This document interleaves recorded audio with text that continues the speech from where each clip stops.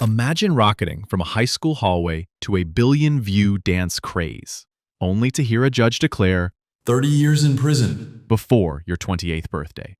That's the whiplash reality facing Ricky Lamar Hawk, better known as Silento, the voice behind 2015's viral anthem Watch Me Whip Nae Nae, after he pleaded guilty but mentally ill to voluntary manslaughter and related charges in the 2021 killing of his cousin, Frederick Rooks III. A decade ago, Hawk's sing-along hook landed at number 3 on Billboard and turned gym classes worldwide into dance floors.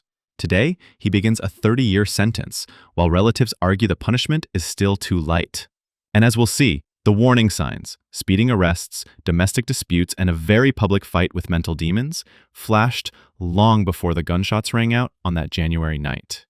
Lightning strikes stardom, 2015. Back in 2015, a 17-year-old named Ricky Hawk walked into a Stone Mountain high school gym with a homemade dance track and walked out an overnight superstar.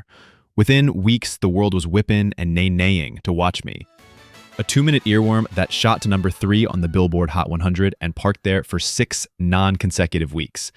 Its candy-coated video, cheerleaders, church moms, and entire kindergarten classes joining the moves, has since racked up nearly 2 billion YouTube views, anchoring it among the platform's most watched clips of all time. Suddenly, Silento was everywhere. Morning shows, NBA halftime stages, and a Capitol Records contract that promised pop star millions. Teachers who once marked his tardies now asked for selfies, and the same classmates he danced beside in PE found themselves background extras in his official video. But while the internet dubbed him the Whip Nae Nae Kid, the pressure of living inside a meme was already tightening its grip. What happens when the spotlight fades, but the expectations don't? That tension would surface in the very first cracks of his post-viral life. And those cracks would widen fast. Cracks in the spotlight, 2016 to 2020. Fame arrived like a tidal wave, but waves pull back, and what recedes can leave jagged edges. By 2019, Silento was no longer the carefree teen behind a dance craze. On the daytime show The Doctors, he stared into the camera and admitted, "I've been fighting demons my whole life. Depression doesn't leave when you get famous. It just adds more pressure."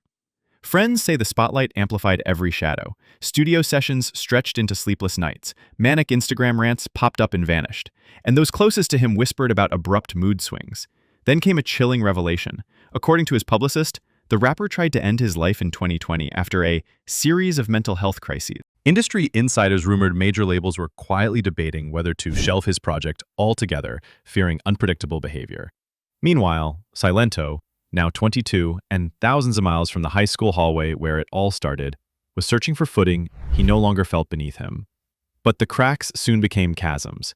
Late that summer, blue and red lights would illuminate a domestic violence call, a hatchet incident, and a 143-mile-per-hour traffic stop, signs that the spiral was accelerating toward disaster.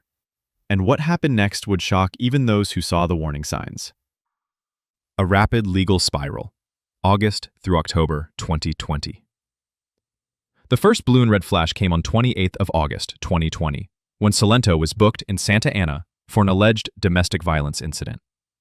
Less than 24 hours after bailing out, he jumped into a white BMW SUV, drove to a stranger's home in LA's Valley Village, and stormed inside, swinging a hatchet. Prosecutors say 2 terrified residents wrestled it away before calling 911. He was charged with 2 felony counts of assault with a deadly weapon, with prosecutors noting that the crime happened while he was already out on bail. Barely 8 weeks later, at 3 a.m. on 23 October 2020, Georgia state troopers clocked that same BMW hurtling down I-85 at 143 miles per hour, more than double the limit, and weaving between lanes. Silento allegedly told officers he was fleeing fans who were following him. But the report listed 4 charges: reckless driving, speeding, lane violation, and improper stopping. 2 high-profile arrests in 60 days, headlines shifted from dance craze nostalgia to questions about deteriorating mental health. Music blogs speculated that labels were quietly pausing his projects, and fans wondered whether the demons he'd confessed on TV were now steering the wheel.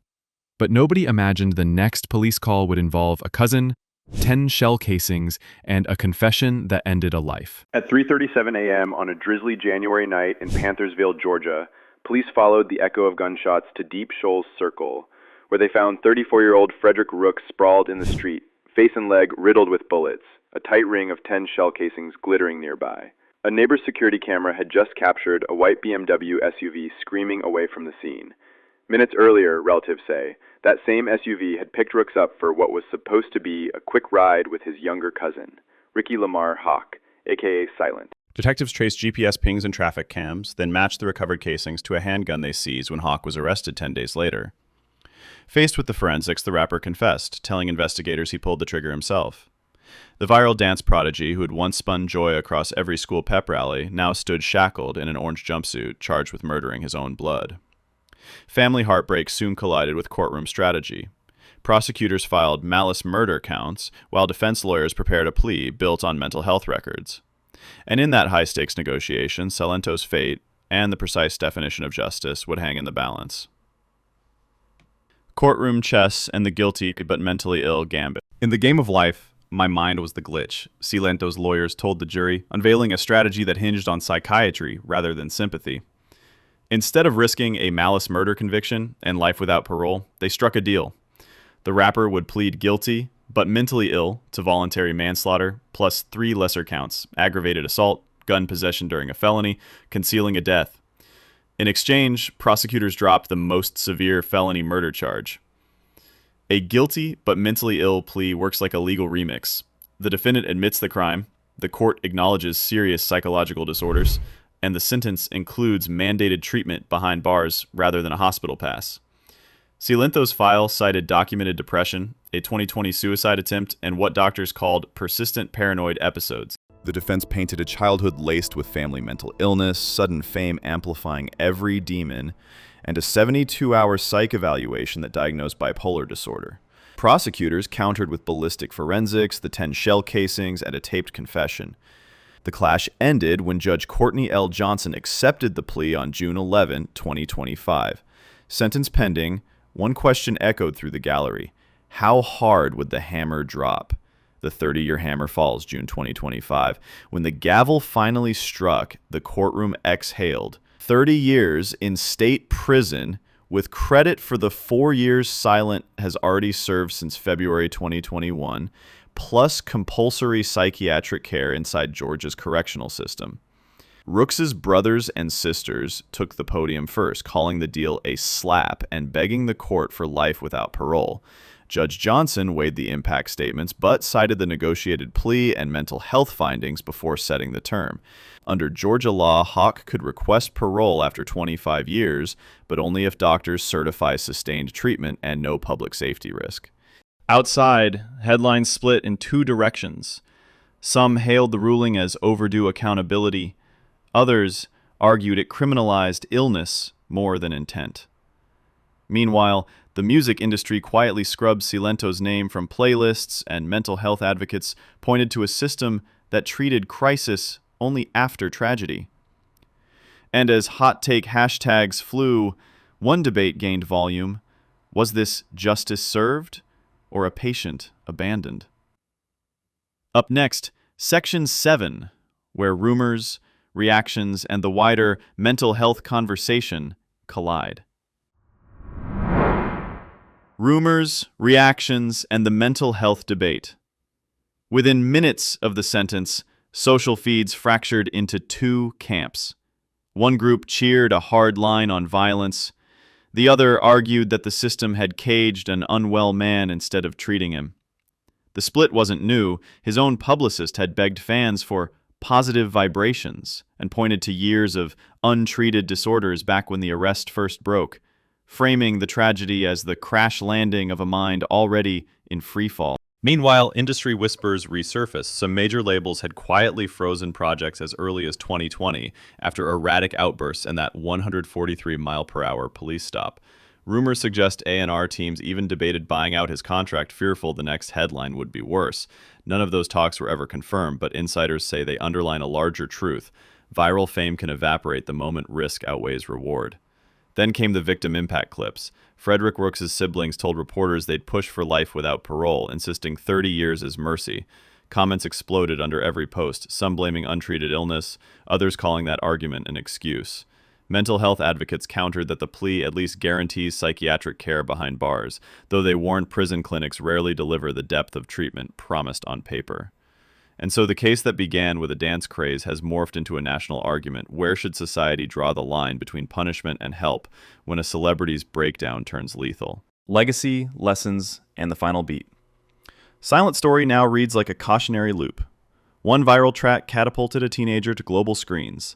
Unchecked demons whirred in the background. A single trigger pull ended two futures, his cousin's life and his own freedom, until at least his mid-50s. The courtroom may be finished, but the ripple effects will keep circling. A family left grieving, fans wrestling with disillusion, and an industry forced to rethink how quickly it crowns and discards its youngest stars. Will the sentence feel like closure or deepen the divide over how we treat mental illness tied to violence? That's a question the judge couldn't answer, and one the internet will keep shouting about long after the headlines fade.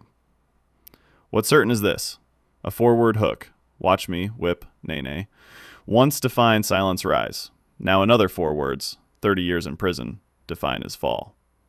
And in that stark contrast lies a reminder that virality may grant instant fame, but it offers no shield when real-world consequences come knocking.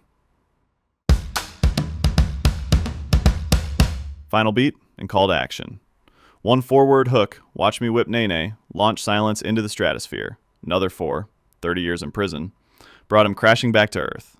Viral fame proved a brittle shield against real-world demons, and two families now live with irreversible loss. So what's your verdict? Justice delivered, or a system that failed to read a cry for help? Let me know in the comments, hit subscribe for the next deep dive, and ring that bell so you don't miss our upcoming story on another overnight sensation who paid a shocking price for the spotlight. See you in the next one.